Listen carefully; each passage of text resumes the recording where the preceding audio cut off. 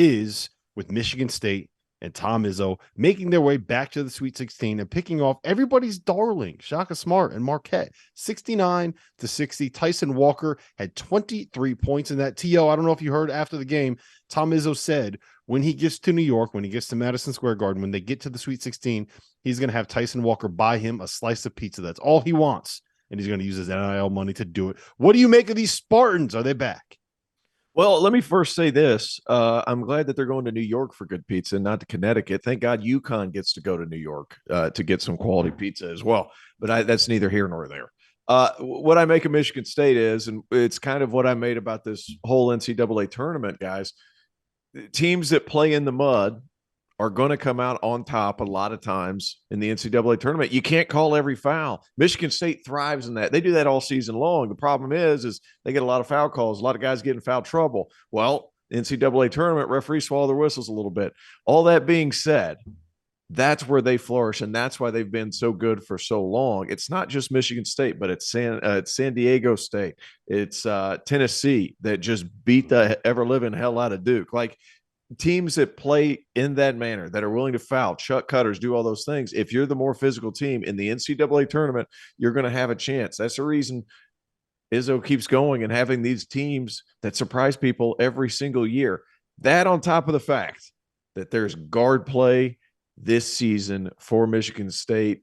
Hogard was good again, 13-4, had 5 turnovers, whatever. And then Tyson Walker, he took on the challenge. He knew he was going up against Tyler Kolek, who Big East Player of the Year, yada, yada, yada. Tyson Walker attacked the rim with reckless abandon the entire time. And I think Kolek's hand bothered him too. I think that was a bigger factor than I think people understand. Mm-hmm. Tyler, what do you make of him? Well, I'm with T.O. on this, and there's nobody else that coaches more in the mud than Izzo. I mean, you talk about an Izzo team that will get after you defensively. Traditionally, they're known for just dominating the rebounding aspect of the game. But the one thing I do like about this is we saw it. They shot about 12% from the three-point line, if I'm looking at it right. Yeah, and so they came in, I think before the tournament, they were 4th in the country in three-point field goal percentage. And it just shows you that even though that is a big stat, they play in the mud. They will get down and get dirty and grind out a win the old-fashioned way. And so Michigan State just kind of doing what Michigan State does. And Tyler Kolek, one of my favorite players, just had an awful game. And it's tough for Marquette to kind of thrive without him. Yeah, I think it was in his head. I think the moment was in his head. I think that the defense that he was playing against was in his head. I think the thumb was in his head. You guys can I think that I want to say I think the thumb was in his head bigger than the moment.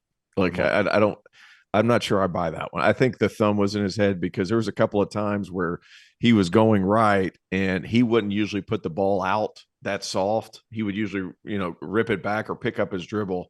There was some times where he would get in the lane, they would be pawing at it, and he wouldn't do what he usually does and grab that thing, keep his elbows high. Like I think the thumb was a bigger aspect than people realize. Like that thing is painful and it controls everything you do. I know it was his offhand, but being a point guard, it's difficult. Yep. I do want to talk about Tyson Walker really quick again, because this was a guy that last season Spartan fans had a great deal of expectation for, and he did not deliver for most of the year. A lot of that has to do with transferring. A lot of that has to do with transferring up. A lot of it has to do with learning what Izzo asks of a point guard. This year, he has been incredible from start to finish. I think about the games that they played against Purdue. He was dominant in both those games. They didn't win those games, but he was terrific in them. He was terrific tonight. He's stepped up to the moment, and I do think that at the end of the day, because of a lot of the reasons that Tio talked about, you need to have great guard play in this tournament. You need to have guys when everything else goes away because everyone's grabbing you and hitting you and they've scouted you and they know everything that you're running. You got to have dudes that can go make a play. Michigan State's got 2 of them. That's a good thing to have. Absolutely. And Michigan State's a very balanced team. And also I think the fact that Izzo has a ton of experience says a lot for this team. He knows how to coach going into the tournament. He knows how to prepare a team. And for me, a big man, and I love big men, I love post play. I want to go against you. I want to form an argument and say, hey, no, the big men, they dominated. That's what you need. We saw at Purdue. I mean, you got to have guards that can handle pressure. And also, this Michigan State team, to me, is balanced. They have 5 players averaging between 9 and 15 points per game. So you can get it from a lot of players on this team, but in particular, those 2 players stepping up and playing big have kind of been the key to their success to me. Yeah. Tio, can they make it out of New York? Can they go there? They get Kansas State, and we're going to talk about them in a second, but they get Kansas State in the Sweet 16. Then they got to play the winner of Tennessee and Florida Atlantic, which is going to be a fascinating matchup. We're going to talk about that later on in the show. But what do you make of Michigan State's chances? Because when I'm sitting here looking at it on paper right now, when I'm looking at the bracket, it's very difficult for me to not say I think Tom Izzo's probably the favorite right now.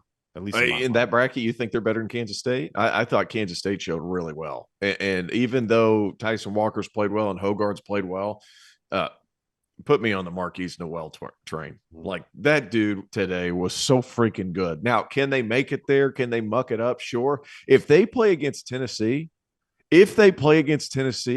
there might not be a healthy player left after that game. Everybody's going to have broken arms and broken legs. Like, they're not going to be able to finish the game because they play so freaking hard and basically foul each other to death. It'll be a free throw competition.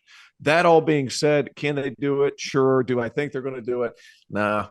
I think I'm going to go either with Kansas State or Tennessee, just because I think there's more talent on both of those rosters. And if they play Tennessee, I feel like Tennessee's just bigger and they do the same stuff. So that's kind of where I would, differ on that one. I just love the guard play. Today's episode is brought to you by Underdog Fantasy, the easiest place to play college basketball pick'em, where you can get a little extra sweat during March Madness and win real cash prizes simply by picking player stats in this weekend's games. In Pick'em, all you do is predict whether a player will go higher or lower on Underdog's projected totals, whether that's points, rebounds, whatever. For example, if you're like me and you think Zach Edey is going to go nuts in this tournament, pick higher on his points projection, add up to 4 more picks, and if you hit them all, you can win 20 times your money on a single game. Underdog's slick mobile app is easy enough that dummies like Jeff Goodman have even figured it out. So go to underdogfantasy.com or download the app and use the code FIELD, FIELD, and Underdog will match your deposit up to $100. Now is the time to get in on the madness. So remember, underdogfantasy.com, promo code FIELD.